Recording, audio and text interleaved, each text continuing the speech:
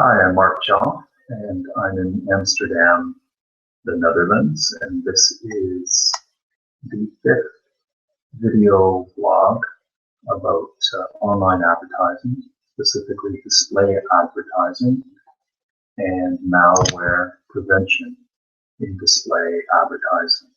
Today is March 9th, 2015, and if you're a high traffic publisher and you have a lot of users and a lot of traffic to your website, then you have billions of monthly impressions to manage and quite a complicated advertising stack for advertising partners. Eventually it becomes too much for your traffic team or the ad ops team to monitor for adware or malware.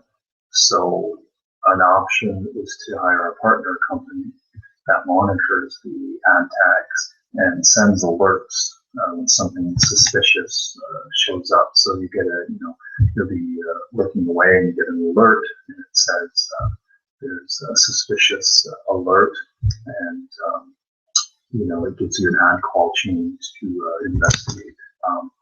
Anyways, when you have a high traffic website, you need to make sure that the advertisements are appropriate for your traffic and your users. This is good for conversion. You have the right advertisements at the right time, of course.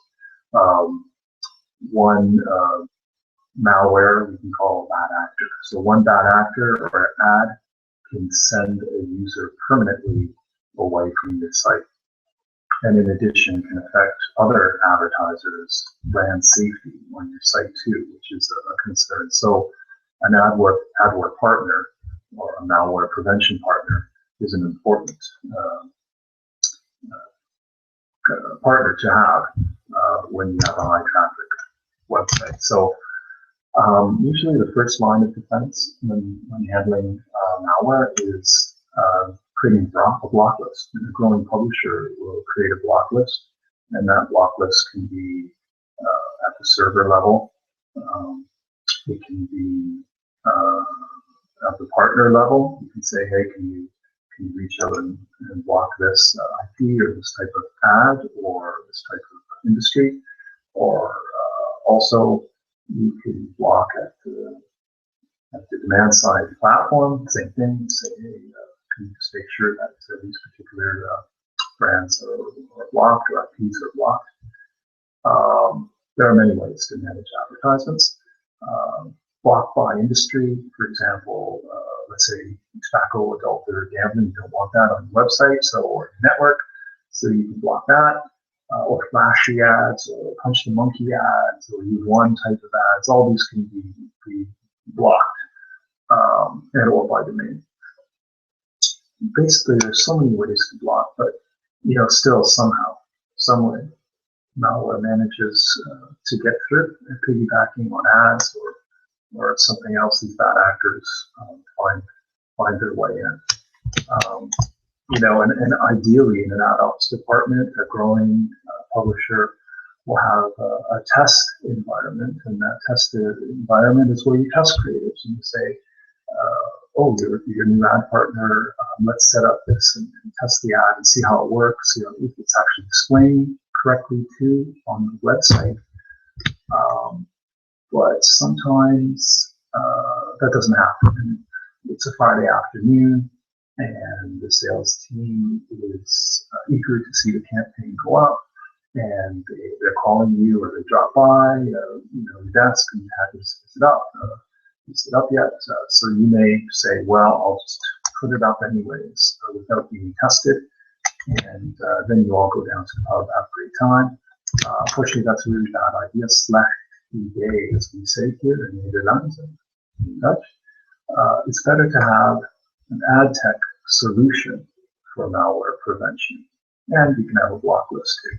So basically, a malware monitoring partner, and is a partner that scans your media or your creatives 24/7. So it's an ad tech solution, and it searches for suspicious ads running on the network, and then sends an alert when it locates one, so your ad ops team can investigate. And they take a look at something called a tear sheet. And it's just this list of all the ad calls, and that would be common phrase for your ad ops team. Take a look at the tear sheet, and you go through all the ad calls chains, which are categorically and they're very colorful and labeled by color, and you can find exactly where the source of that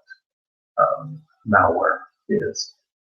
And as I mentioned in my other video blog series, Space Around the Content, specifically about display advertising inventory management, that video blog, there can be hundreds of ad calls before you actually see an advertisement. So really locating and tracking that malware or that bad actor is quite difficult without a malware prevention partner.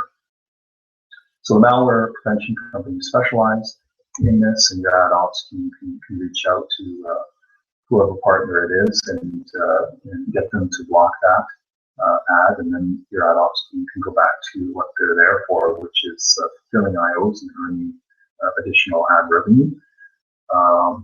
It works well when a system is implemented correctly. Like I said, it's a report, and it shows all the ad calls leading up to the displayed impression, the paying impression, and looks for indicators of specific suspicious activity. So how do you best qualify an ad tech solution? Well, basically, you need to have and maintain ad partnerships at the same time. So it's a fine line, really. You want to take on new ad partners, but at the same time, you have to make sure that the ad quality is up to standards too. So before you take on that new ad partner, you should test it. You should have a block list, because if you take on a new advertiser and there's malware and inappropriate ads coming through, you run the risk of losing hard-worked business relationships with your existing ad partners. And this is really where a commercially minded ad ops leader can help manage all these roadblocks and all these landmines. If some of this makes sense to you and you've had problems with malware, or you're having problems with malware and you need guidance on what to do next, and you need the advantage of an ad ops team leader, that's what I do. I'm a publisher advocate. I work from the Netherlands, Amsterdam, and I consider I have the publisher's considerations at top of priority and commercially minded also. If you've watched the entire video, I appreciate it. Hopefully the quality is much better than my first trial one. And if you have any questions, please leave your comments on YouTube. And I have a lot to say about online advertising. I love what I do in display advertising.